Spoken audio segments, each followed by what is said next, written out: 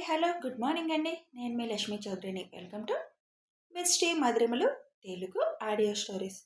Brindavanam part 145తో మీ ముందుకు వచ్చేసాను. కథలోకి వెళ్ళే ముందు వీడియోకి లైక్స్ హైప్స్ ఇవ్వడం మర్చిపోకండి యార్. ఇక కథలోకి వెళ్ళిపోదాం. అనంత్, నాగేష్, కామేష్ ఆ నలుగురు స్టాఫ్ చేతిలో చనిపోయాక అక్కడే వాళ్ళని గొయ్యి తీసి పాతి పెట్టేస్తారు. ఈ అమ్మాయిని ఏం చేద్దాం శివ్ అని అడుగుతారు మనోహర్ గారు. బతికే అర్హత అమ్మాయికి లేదు సార్. వాళ్ళ అన్నయ్య ఎందుకు చనిపోయాడు అని వాళ్ళ అమ్మా నాన్న చెప్పే ఉంటారు. అయినా కూడా అనంత్ గాడితో వెళ్ళి విచ్చలవిడిగా తిరగడం అలవాటు చేసుకుంది. వాడి మాటలు నమ్మి పగ ప్రతీకారాలు అంటూ మొహాన్ని మార్చేసుకుంది. ఈ శివాంష్ మీదే కన్నేసింది. శాశ్వతంగా రమేష్ గారి కూతురుగా బాగా వేయాలని డిసైడ్ అయింది. ఇలాంటి వాళ్ళు బ్రతికి ఉంటే ఎప్పటికైనా ప్రమాదమే. అలాగని చూస్తూ చూస్తూ ఆడపిల్లని చంపాలి అనిపించదు. నాకైతే ఈ అమ్మాయిని ఎవరు ఎడారిలో వదిలేయాలనుంది. బతుకంటే ఏంటో తెలుస్తుంది అక్కడ ఉంటే. తాగడానికి చొక్క నీరు దొరక్క, తినడానికి తిండి లేక, ఎటు నడిచిన ఇసుక తప్ప బయటికి వచ్చే మార్గం దొరక్క అక్కడే కుళ్ళి కుళ్ళి చస్తుంది అంటూ మీరైతే ఏం చేద్దామని అనుకుంటున్నారు అని అక్కడున్న లేడీ స్టాఫ్ని అడుగుతాడు శివ్. అక్కడ ఇక్కడికి ఎందుకు సార్, మాకు వదిలేయండి.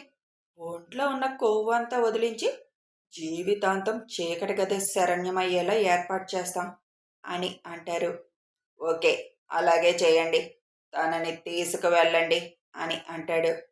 శివ్ దగ్గరికి వచ్చి దండం పెడుతూ, తప్పు చేశాను, నన్ను క్షమించండి, ఇక్కడి నుంచి దూరంగా వెళ్ళిపోతాను, ప్లీజ్ నన్ను వదిలేయండి అని అడుగుతుంది. నిన్నిప్పుడు వదిలినా మళ్ళీ అనంత్ లాంటోడు ఎవరో ఒకరిని తగులుకుంటావు. మీలాంటి వాళ్ళు భయం కలిగినప్పుడు ఒకలా మాట్లాడతారు, బయటికి వెళ్ళాక ఒకలా మాట్లాడతారు. తప్పుకు శిక్ష అనుభవించవలసిందే. ఈ 4 ఏళ్లలో అనంత్ చేసిన ప్రతి పాప పనిలో నీ హస్తం కూడా ఉండే ఉంటుంది కదా. వాటికన్నిటికీ శిక్ష అనుభవించాలి. తీసుకెళ్ళండి తనని ఇక్కడి నుంచి అంటాడు శివ్. కొడుకు కోడలు సమాధి దగ్గరికి వెళ్ళి 2 నిమిషాలు కూర్చొని మనోహర్ గారు శివ్తో, నువ్వు డైరెక్ట్గా ఎయిర్పోర్ట్ వెళ్ళిపోతావా, మన ఆఫీస్కి వస్తావా అని అడుగుతారు. అందరితో ఒకసారి మాట్లాడాలి, ఆఫీస్కి వస్తాను.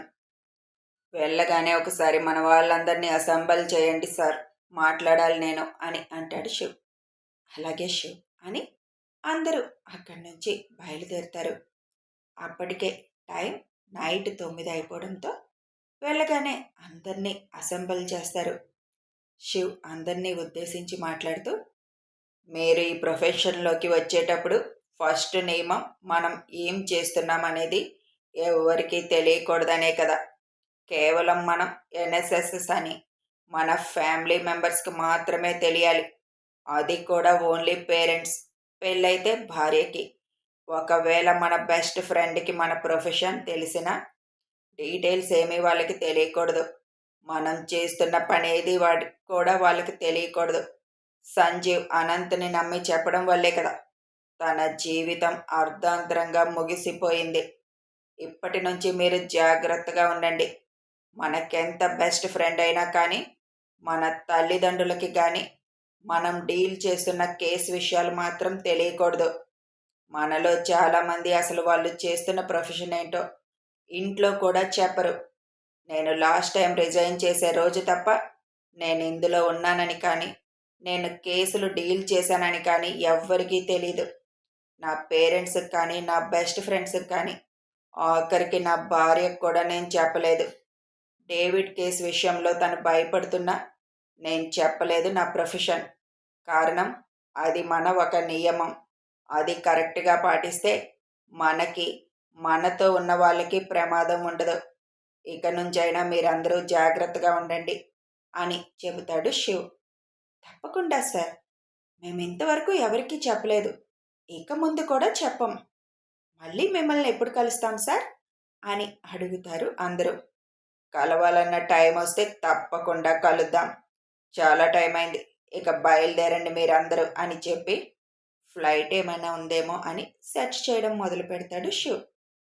ఇప్పుడు నువ్వు రాజీనామా చేయాల్సిందేనా శివ్?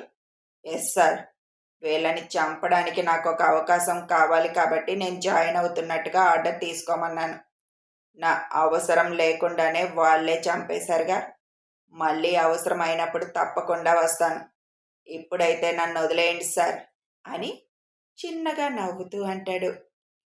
మాకు మాత్రం చాలా ఆనందంగా ఉంది సార్. ఇందులో జాయిన్ అయిన దగ్గర నుంచి చిన్న చిన్న ఆపరేషన్స్ తప్ప మమ్మల్ని పెద్ద వాటిలో ఇన్వాల్వ్ చేయలేదు. ఫస్ట్ టైం ముగ్గురు క్రూర మృగాలని చంపాం మీ వల్ల. చాలా సంతోషంగా ఉంది అని నలుగురు లేడీ ఆఫీసర్స్ అంటారు. అమ్మాయికి కూడా బుద్ధొచ్చేలా ట్రీట్మెంట్ ఇవ్వండి.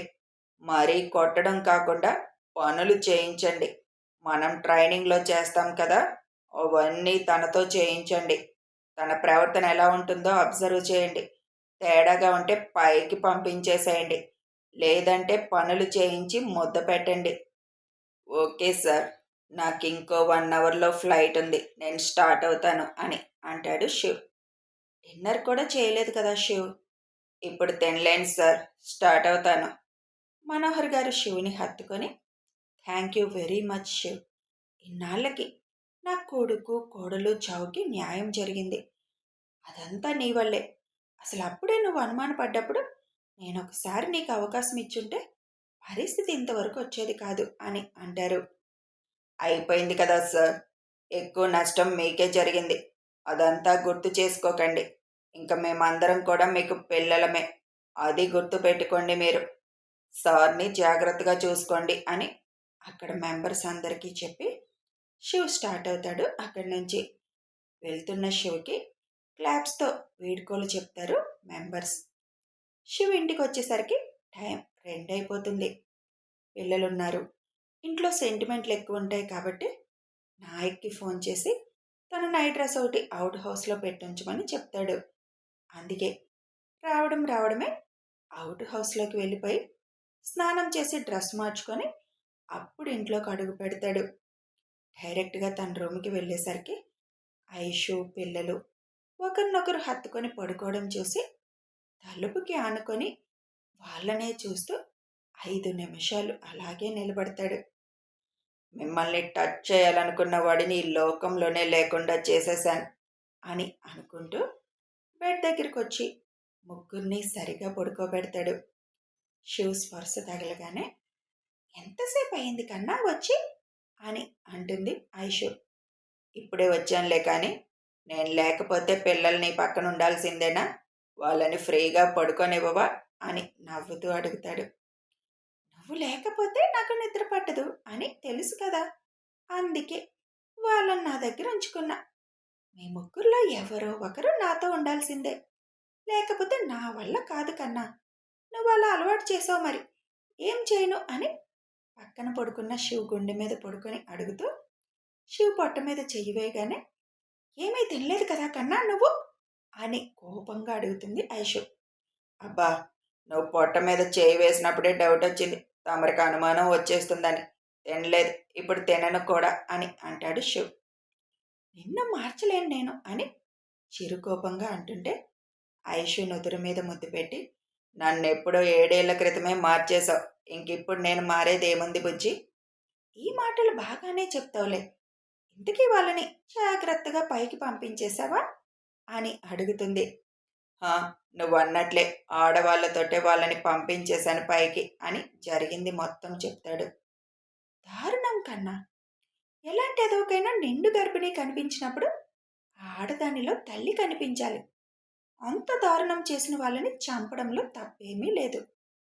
కానీ ఒక్కటి అర్థం కావడం లేదు కన్నా, ఆడవాళ్ళని చూస్తే చాలు కొంతమందికి కేవలం కోరికలే గుర్తొస్తాయి ఎందుకు?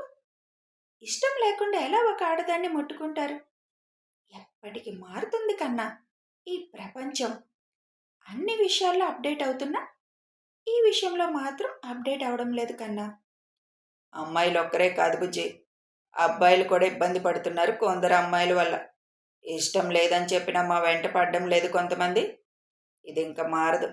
ఆడ మగ అనే తేడా ఉన్నంత వరకు ఇది ఇలా జరుగుతూనే ఉంటుంది.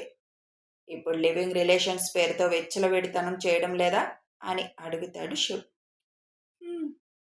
కానీ మార్పు రావాలి కన్నా. సరే పడుకో, చాలా టైం అయింది అని కళ్ళు మూసుకుంటాడు శివ్.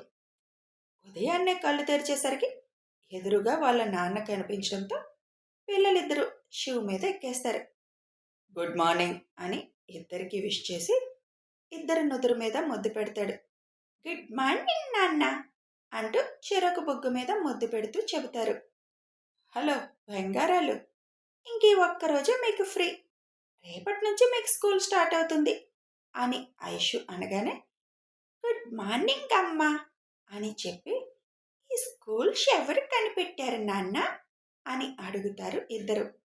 స్కూల్కి వెళ్ళకపోతే పెద్ద పెద్ద చదువులు ఎలా వస్తాయి మీకు అని ఐషు అనగానే మీరున్నారు కదా చదువుకొని, మీరు నేర్పుతారు మాకు, ఇంకా స్కూల్కి వెళ్ళడం ఎందుకు, మీరు చెప్పేవే కదా వాళ్ళు చెప్పేది. అలా కాదు బంగారాలు, ఇప్పుడంటే ఏబిసిడీలు నెంబర్స్ టేబుల్స్ కాబట్టి మేము చెప్పేస్తున్నాం. రోజంతా మీతో ఉండలేం కదా, మేం వర్క్కు వెళ్ళిపోవాలి కదా, అప్పుడు మీకెవరు చెప్తారు చదువు. క్లాసు పెరిగే కొద్దీ సిలబస్ పెరుగుతుంది కదా, బుక్స్ కూడా పెరుగుతాయి మీకు. మీ అమ్మ కిడ్నీలు గుండె ఊపిరితిత్తులు నరాలు వీటి గురించి చెప్పగలదు, అంటే సైన్స్ మాత్రమే చెప్పగలదు. ఇంకా నేను మ్యాథ్స్ కంప్యూటర్స్ మాత్రమే చెప్పగలను, ఇంకా జనరల్ నాలెడ్జ్ చెప్పగలను. ఇవి కాకుండా ఇంకా నేర్చుకోవాల్సినవి చాలా ఉంటాయి. అవన్నీ నేర్చుకోవాలంటే స్కూల్ అనేది కంపల్సరీ. గురువులు ఎన్నో కొత్త విషయాలు నేర్పిస్తారు. స్కూల్కి వెళ్ళడం వల్ల ఇంకో ఉపయోగం ఏంటంటే ఫ్రెండ్స్ దొరుకుతారు. ఎక్కువ మందిని అబ్జర్వ్ చేయడం వల్ల ఎవరి మనస్తత్వం ఎలా ఉంటుంది, మంచి చెడు అన్నీ తెలుస్తాయి మీకు. స్కూల్ లైఫ్ కాలేజ్ లైఫ్ చాలా బాగుంటుంది. మనం మంచిగా ఉంటూ మన చుట్టూ ఉండే వాళ్ళని కూడా మంచిగా ఉండేలా చూసుకోవాలి. ఇంట్లో ఉంటే మీ ఇద్దరు మాత్రమే ఉంటారు. అదే స్కూల్కి వెళ్తే ఎక్కువ మంది ఫ్రెండ్స్ ఉంటారు. గేమ్స్ ఉంటాయి, కాంపిటీషన్స్ ఉంటాయి, అదర్ యాక్టివిటీస్ ఉంటాయి, ఎక్స్ట్రా ఎక్స్ట్రా. ఇప్పుడు అర్థమైందా ఎందుకు వెళ్ళాలి స్కూల్కి అని అని అడుగుతాడు శివ్.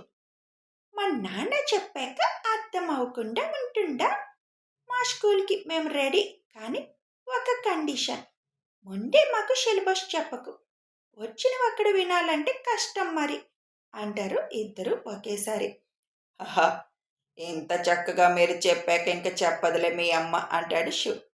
అవును నాన్న, ఆ విలన్ ఇంకా మన జోలి రాకుండా శుభ్రంగా చిటక్ కొట్టేశావా అని ఆ విషయం గుర్తుకు రాగానే ఇద్దరు అడుగుతారు. అవన్నీ మీరు ఆలోచించకండి, అవన్నీ చూసుకోవడానికి నేనున్నాను కదా. చెప్పు నాన్న, అన్నీ అడగలేటుగా మేము, ఇందులో మాకు కూడా భాగం ఉందిగా, అందుకే అడుగుతున్నాం అని ఇద్దరు మొద్దుగా మొహాలు పెట్టి అడుగుతారు.